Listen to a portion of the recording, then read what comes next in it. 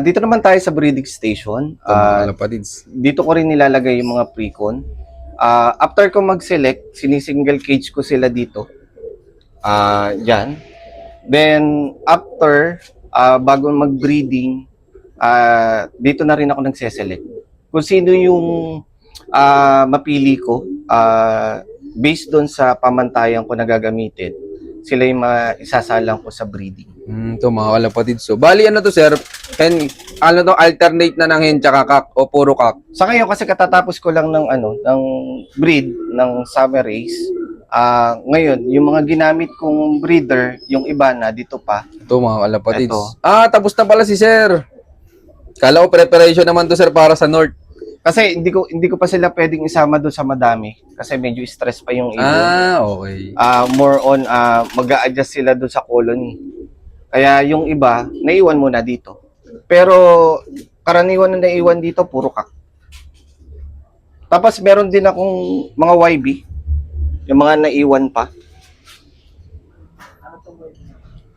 Bali full sibling ng 19th overall ng Alegre season. Ito mga kalapatids. So, full sibling pala to ng winner sa Alegre. Nasaan yung magulang sir nung sa Alegre? Nasa taas sa loop ko. Meron pa akong 3 cage doon. May 3 akong breeder na nakasalang. Mukhang doon yung special breeding mo sir. Natapat lang na nasa taas. naubusan tayo ng cage kasi medyo marami yung ibon natin. At least doon, medyo hindi sila na-stress kasi kasama sila ng flyer. Oo nga. Sir, pwede makita yung producer mo dito ng 19 overall sa Alegre OLR. Nado sa flyer. Ayun. So mga kalapatids, nandito tayo ngayon sa Flyers Loop ni Sir. Tama po ba? Oh yes. Pero nandito yung magulang ng 19th overall. Ito yung 19th overall. Picture na lang yung naiwan. Ito mga kalapatids. So, 38th place pala siya nung final lap. Final lap. Pero ang istorya nung Alegre Season 2, ang owner nung team is yung kabrad ko, si Tol Richie Mirino. Siya yung financer. At least, nakachamba kami ng Alegre Season 2. Kasi hindi madali manalo dun mga kalapatids. Alam naman natin na talagang mga big time mga kasali dyan. Ito mga kalapatids, kukunin ni Sir yung magulang nung kanilang 19 overall. May CCTV rin si Sir. Ay, may kasama nga pala tayo dito mga kalapatids. Si Sir Cloyd. Huli. Ayun, salamat Sir sa pagsama. Parang man, basta ikaw. Kalapatids yan. Shout out mga kalapatids. Ito yung dam ng 19th overall ng Alegre Season 2. Apo na to nung Abethaw. Ito mga kalapatids.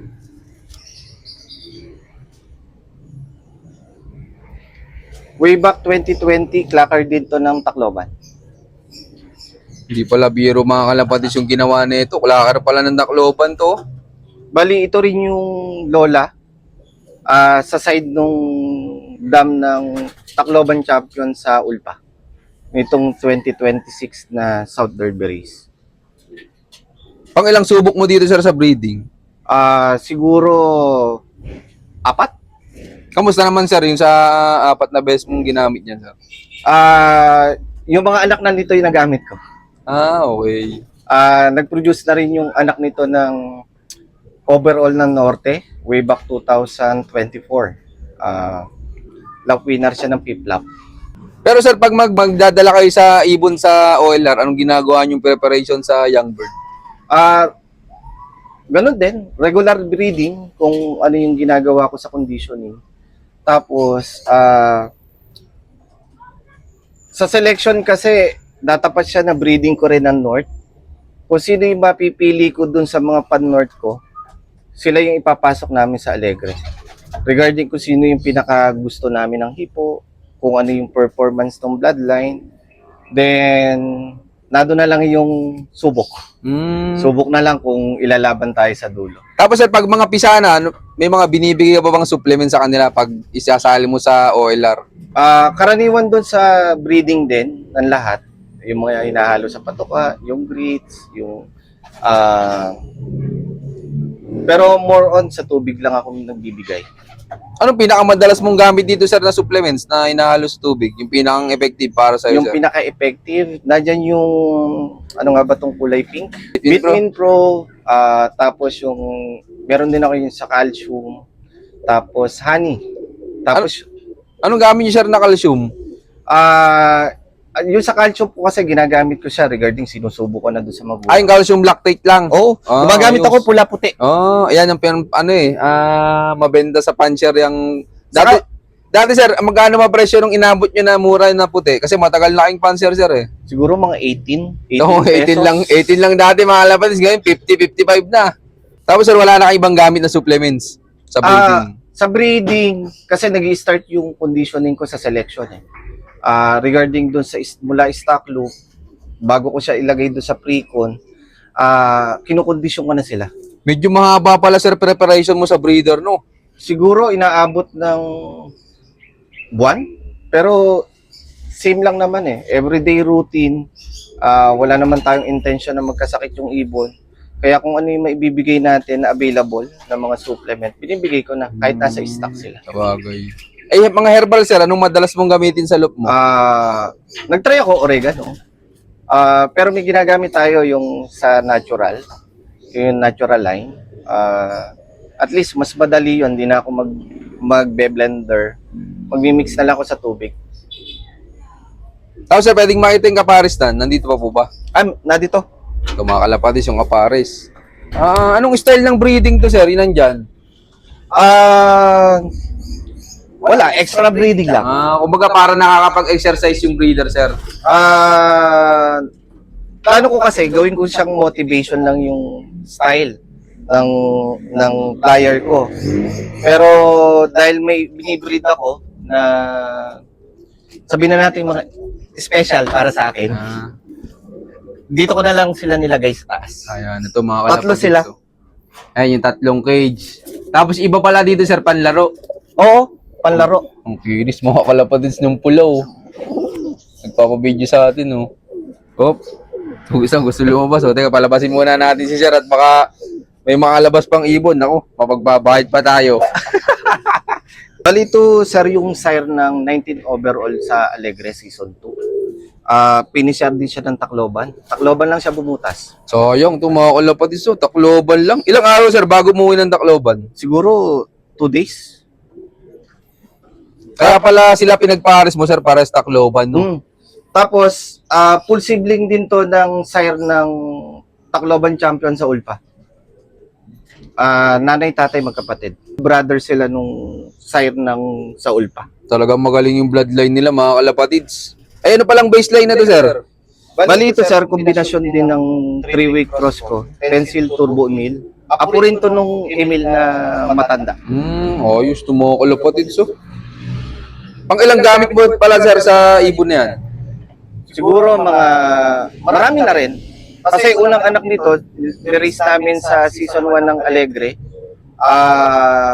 Nag-rank 251. Out of 3,000 yata yun nung per season. Ayos. Sir, about naman sa pairing, anong tinitingnan mo sa ibon, sa katawan? Anong mga gusto mo sa hipo?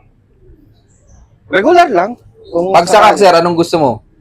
Sakak, siguro medyo sakto lang. Hindi siya yung sobrang laki. Pero regarding do sa selection kasi ng katawan, dahil limited lang naman tayo mag-breed, hindi ko naman din masabi kung anong lalabas doon sa build. Kung ano yung matira sa race, kung ano yung mag-perform, doon ako magbe-base. Then doon sa selection kasi ng katawan, dahil okay naman yung performance ng mga ibon, doon na lang tayo nagbabawi sa next breeding na makapagpalabas tayo ng gusto nating build ng katawan. Sa kulay ng mata, sir, nagpapares ba kayo nung magkakulay yung mata? Sa akin, minsan. Pero kung pagbabasehan ko yung eye sign, saka yung pedigree, mas pagbabasehan ko yung performance talaga ng ibon. Ay sa anong hipo mo gusto sir sa ibon? Pag ikaw pipili. Kung pipili, syempre yung lakas ng pakpak, build ng katawan, balance, yung karaniwan din na tinuturo ng mga idol natin sa ano. Ay yung sa kilikili sir, inaano mo ba yung buto diyan? Sa buto, siguro. Pero sabi nga natin, may wagay yung race. Oo. Kahit na sabi maganda yung eye sign, maganda yung pediring, buo yung katawan, hindi pa rin natin masasabi na makukuha natin yung gusto nating championship. Kumbaga, nasa swerte pa rin. Tama. Ay, maraming salamat, sir. Tapos ito, mga kalapatids, may ipapakita pa sa ating breeder si Sir Eric na, ano sir, na ginawang story ng ibon, sir?